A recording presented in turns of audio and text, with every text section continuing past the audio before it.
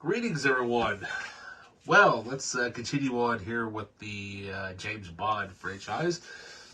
As you remember, last video, part two, was pretty short because there was only one film that George Lazenby did. Sadly, it would be, probably one of the best stories that they ever created for the Bond franchise. I mean, Bond got married, he got hitched, and then it didn't last very long. Lasted only a few minutes, which kind of sucks. And, I mean, they ended it on such an emotional cliffhanger. They were like, well, what do we do now? How do we top that? Well, Lazenby didn't really want to come back as Bond because he thought that he really just didn't do a very good job on it, or he would screw up on the next one. So they went and found pretty famous British author who was well known for doing a TV series entitled The Saint. Yeah. So, with that in mind, the producers went back to the books and they decided to do Live and Let Die. Yeah, this is the first film with none other than Roger Moore. Yeah, now Roger Moore would go on to basically be the only person who would do the most Bond films out of the entire franchise. But what's kind of cool about this film is that within the opening sequence is he mentions a little comment after he takes out the girl and he starts, throwing his little charm around on her and stuff like that. And he mentions, this never happened to the other fellow. So that kind of, I don't know, in my opinion, it kind of throws a little bit of a nod as into, well, maybe Bond could be a code name, or is it just another actor playing the same guy? What could it be? But it's never really mentioned. Really until so let's say another film that will come much, much later. But overall, you had Sean Connery was gone, Lazenby was gone. Now it was Roger Moore's turn to really kind of show what he could bring, and he brings a lot more kind of a, charm and wit to the Bond character, and a lot of suave too, just he's there, But but not only that though. I mean, this movie has probably my second favorite, Bond theme song of all time, "Live and Let Die," by none other than Paul McCartney and Wings. Which the song itself was so popular that it played on the radio all the time, and then about 30 some odd years later, the metal band, or rather say hard rock band, Guns N' Roses, would do their cover of it, and it actually ends up being pretty cool if you actually swap songs and you use their version with the opening credits of this. It actually makes it kind of a much different movie if you ever try that on your own or whatever. But, this movie, it's very different, and it kind of goes more of like a, more like a mysterious kind of, like voodoo type of thing or whatever. I mean, because not only does it have Ian Fleming, but it also has co-stars Jane, none other than Dr. Quinn herself, Jane Seymour, as the Bond girl. But not only that, you even have Yaphet Kotto, who everybody knows from Alien, as the villain. And, he's creepy. He's so creepy in this movie. But not only that, but you've got, director Guy Hamilton comes back once again. And, it does a pretty good job. I mean, sure, he's dealing with a different actor playing Bond and everything, and they try to do something a little bit different. But once again, it's loaded with extras. We like extras on this, don't we? So we got the Guy Hamilton's commentary, and second audio commentary by screenwriter Tom Mankiewicz. Yeah, Tom Mankiewicz, if you don't know who he is, he would be well known for helping the Salkinds get Superman the movie off the ground as a creative consultant. Yeah, so thanks to him, Christopher Reeve became Superman. Up next, we have a Inside Live and Let Die documentary, behind the scenes still gallery featuring over 150 images. On set with Roger Moore, the original behind the scenes footage. Live and Let Die milk board commercial, which is rarely seen outside the UK, which was basically just a UK commercial for some sort of milk product that they had over there. The collectible making of booklet, as well as the original theatrical trailers, television, and radio spots. Yeah, so we still have those radio spots on there and stuff like that, but, you know, like I said, you don't really see those this day and age. But, you know, there's, once again, there's the booklet and the single disc DVD. But they can load quite a bit on their DVDs for what they were able to accomplish. Up next, since that movie did so well, they went on and brought in another one, but they're kind of getting low on what books they could adapt around this time, because they had already adapted several of them. So, with this, we have The Man with the Golden Gun. Yeah, now, this movie kind of brings a lot more of the martial arts flair into it. Now, with some of the other, like with You Only Live Twice, that kind of brings a little bit of the kind of beginning of martial arts or so into the Bond franchise, but this movie came out in 1974, a year after Enter the Dragon, so martial art movies were hot after that movie came out. So, but with the villain in this film, we have none other than the ultimate deep voice badass that is Christopher Lee. Oh yeah, Saruman himself, Count Dooku, you name it.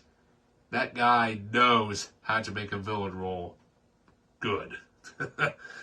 So we have him as Francisco Scaramanga. Oh yeah, now here it is. You got one guy who he has a gun. It's made out of gold.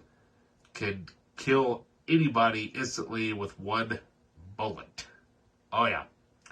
Play the GoldenEye game and you'll know what I'm talking about. So, with this film, I thought it was kind of interesting of how they use, you know, a lot of trick and mirrors and stuff like that. But not only that, this also introduces another character by the name of Oddjob. Yeah. And as most people, I would say, probably from the 90s who played the game, they always pick Oddjob because he was the shortest guy that you could actually play as, and everybody hated it. But, the actor that plays it does an awesome job. Awesome job. I cannot remember what his name is at the moment, but it might come to me. So, once again, we have Guy Hamilton returning as director, and,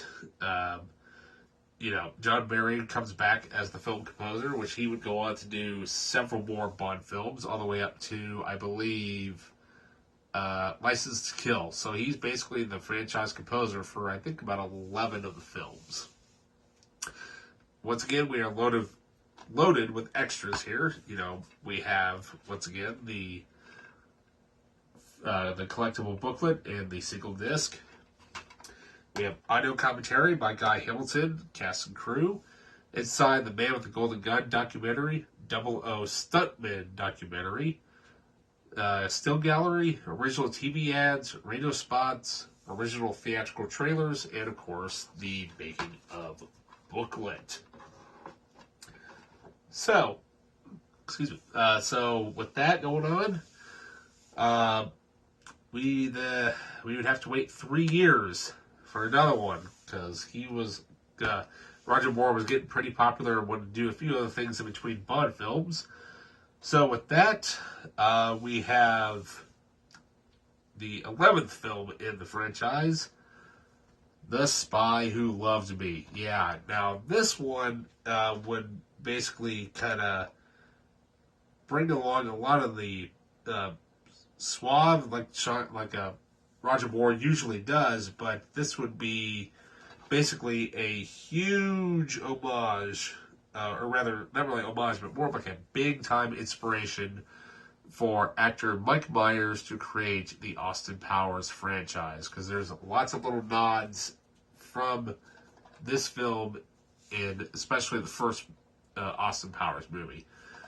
But once again, here we are. Bond's dealing with Russian submarines. This time he goes into the desert. And I believe that they shoot a lot of the similar locations where they shot Lawrence of Arabia from. Once again, loaded with extras. Here we have the collectible booklet and the disc. Once again, we have audio commentary, but this time with director Lewis Gilbert. Cast and crew inside The Spy Who Left Me documentary, Designing Bond documentary, exciting still gallery, original TV ads, radio spots, and original theatrical trailers, as well as, once again, the collectible making of booklet. So you're kind of starting to notice a trend here with all the bonus features. So basically, a lot of it, you're just getting a couple documentaries, the trailers, the TV spots, and the TV ads, and what not have you. So, with that, we would have to wait a few more years for the next Bond film to come out. But, however, though, by this time, a little movie called Star Wars came out, and that kind of blew everybody's minds, and they wanted to go with everything sci-fi that they could get their hands on. So, what do the producers do? They decide, well, why don't we just kind of make our own little sci-fi setting, or do something sort of James Bond in space type of thing. Which would be kind of the weirdest ones in the franchise, but, you know, it has its moments here and there. We have Moonraker, yes. Now, with this film, we have basically, you know, one of the best villains of the entire franchise. We're having none other than Rachel Kiel as Jaws. Yeah, now when he shows up, oh, it's creepy. You just see this guy smile with these big old, this big silverish, sharp, pointy teeth, like grin, and you're like, he's taller than me. And I mean, this movie was it. You know, for its time, it was okay for what it was. Sure, the visual effects looked fairly decent here and there, but, you know, overall the story is, it's not really all that great. But, you know, I mean, you have some decent action in there, and, you know, some, you know, fairly decent special effects for its time, but as time moved on, you know, this movie really wasn't the best way to kind of portray Bond. But, you know, here we have, once again, you know, the collectible booklet and the disc. It's loaded with some featurettes, you know, nothing really too major with bonus features. But however, though, they were able to get Shirley Bassey back to do the Moonraker theme song. So with bonus features, we have, once again, commentary by Lewis Gilbert and cast and crew. Inside the Moonraker documentary, The Men Behind the Mayhem, a special effects documentary. An exciting still gallery, the original trailer, and of course, the making of booklet. Yeah, so, like I said, once again, this movie, it's not really the best that they could have done, but, you know, they did what they were able to do back then, and it's kind of hokey here and there. So, with Moonraker making fairly decent money at the box office, the producers decided, well, let's keep on going with this franchise. This time, they kind of switched things up and tried to make it a little bit more punchy instead of making it a little more cloudy and spacey like they did with Moonraker. So, up next, we have For Your Eyes Only. Yeah. Now, this one, it's, you know, kind of a little bit different than what than the other Bond films. I mean, obviously, they have to keep kind of changing things up as, you know, time goes on, because they have to make sure that they kind of keep in check with, you know, what's going on during the times and whatnot. And obviously, Bond has to change. with this one, it's actually not too bad. I mean, it's director John Glenn's, I believe it's his first Bond film that he ever did. And mind you, it's kind of the mainly noticeable for his car choice, where he goes with, I believe it's the Esprit, the Lotus Esprit car, where he drives it off of a deck and it plunges into the ocean and it becomes a submarine, which that's actually kind of cool, actually. However, though, one thing that is kind of noticeable about this film is that the composer changes. Yeah, John Barry was unavailable to do the score at the time because he had done a whole bunch of them right in a row and he needed a bit of a break. So a composer by the name of Bill Conti comes in, and mind you, this was made in 1981. 2 years before that, he won the best original score for Rocky. Oh yeah, such an amazing theme, and not only would he bring his style to it, but he also got Sheena Easton to do the title song as well. So, once again, here we have the booklet and the disc. But I don't know what it is, but it seemed like when I was trying to collect these, this particular movie was always the hardest one to find. I don't know why that is. Everywhere I looked, nobody would have a copy of it. So I finally found a copy on Amazon for a decent price, and I finally had finished my DVD collection because I had everything else but this one. But, once again, this thing is loaded with extras. Has commentary by director John Glenn, second audio commentary by executive producer Michael G. Wilson and members of the crew. Now, Michael G. Wilson, he would basically become a producer later on in the series, but he ended up becoming Albert Broccoli's son-in-law because he had married his daughter Barbara Broccoli, who is now the producer of the Bond films. Well, mainly since really Tomorrow Never Dies, but she's basically been with the Bond franchise really ever since it kind of started.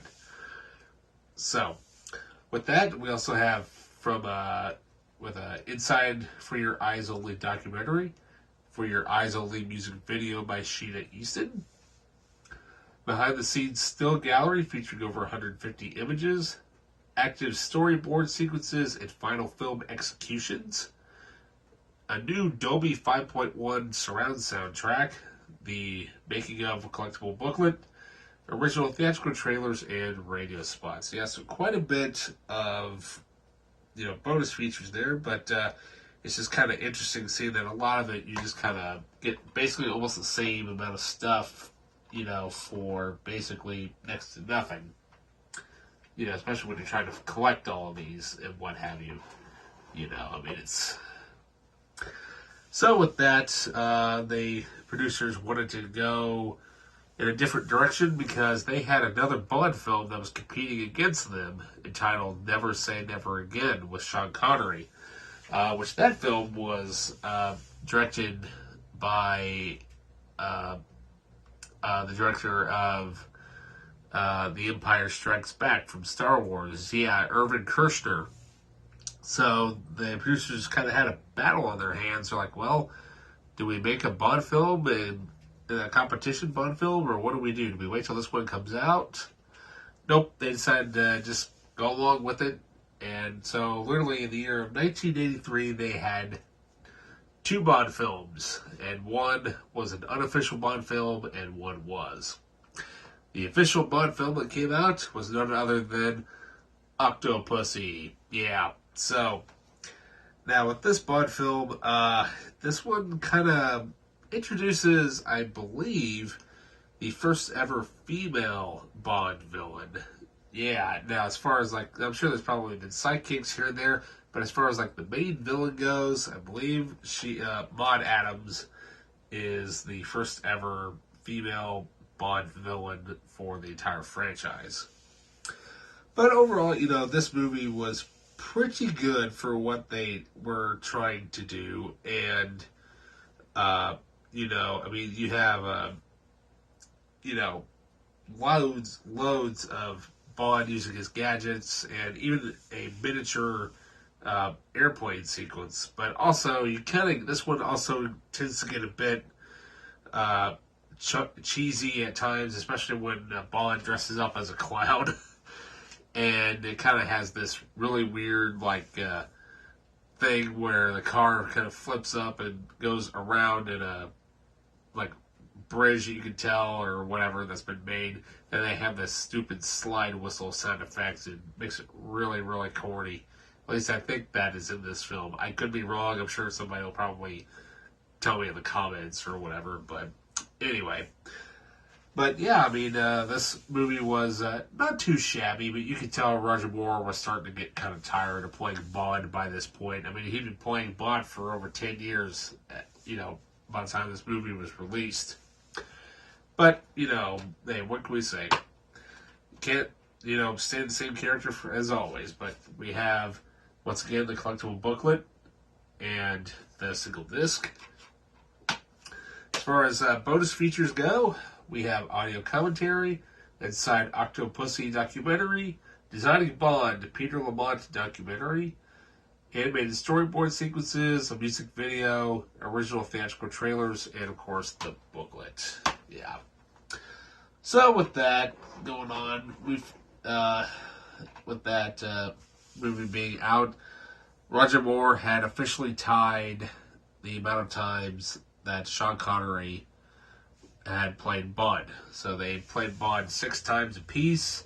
Technically, Sean Connery would have been 7 for Sean because of Never Say Never Again, even though that is not really in a official Bond film. So they decided, let's just do one more, just kind of like a final curtain call for Roger Moore, because he was getting pretty, tiresome of playing Bond. And of course, by the time he hit his last film, he was getting up there in age. Like, he started getting into his late 40s, early 50s. And you can tell, you can kind of tell that he's doing it. But,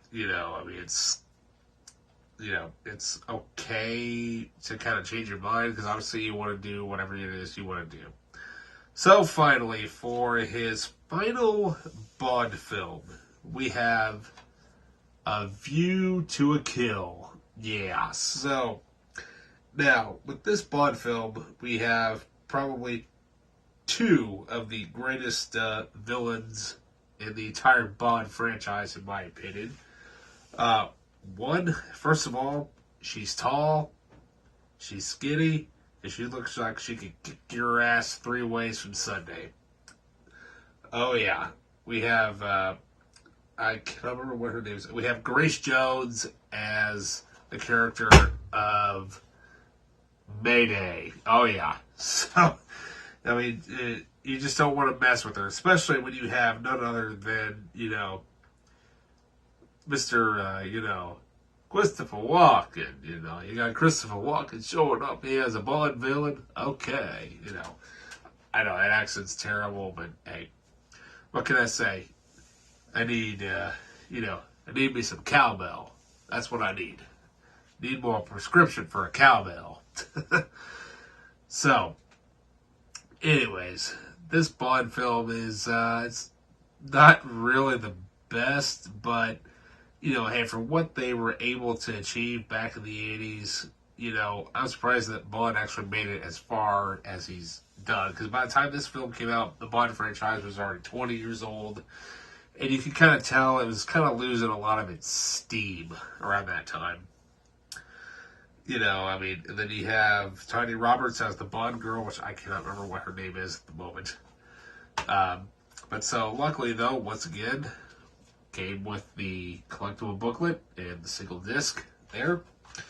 Bonus features for this, we have director John Glenn and members of cast and crew. Inside A View to a Kill documentary, the music of James Bond documentary. That one is really cool, where they pretty much discuss how the Bond music has basically evolving as the series has gone on throughout the years. Never Before Seen deleted scene, music video, original theatrical trailers, television spots, and of course the making of the booklet. So, yeah. So with that basically ends Roger Moore's run as James Bond. Now, if you don't count Never Say Never Again, Roger Moore is the only one out of all the Bond actors that has portrayed Bond the most. Yeah, for 7 films, and that's quite a run for one actor to play one character. A lot of time and a lot of years. And you can tell he kind of gets, he's not moving quite as quick as by the time he gets to View to a Kill. Oh, yeah. So, with that said, you know, what can I say? This has been quite a fun ride, but we're only halfway there, man. I mean, you know, sure, we've gone through Connery, we've gone through Lazenby, we've gone through Roger Moore. That's about half the Bond franchise right there, but we still got 3 more parts to go.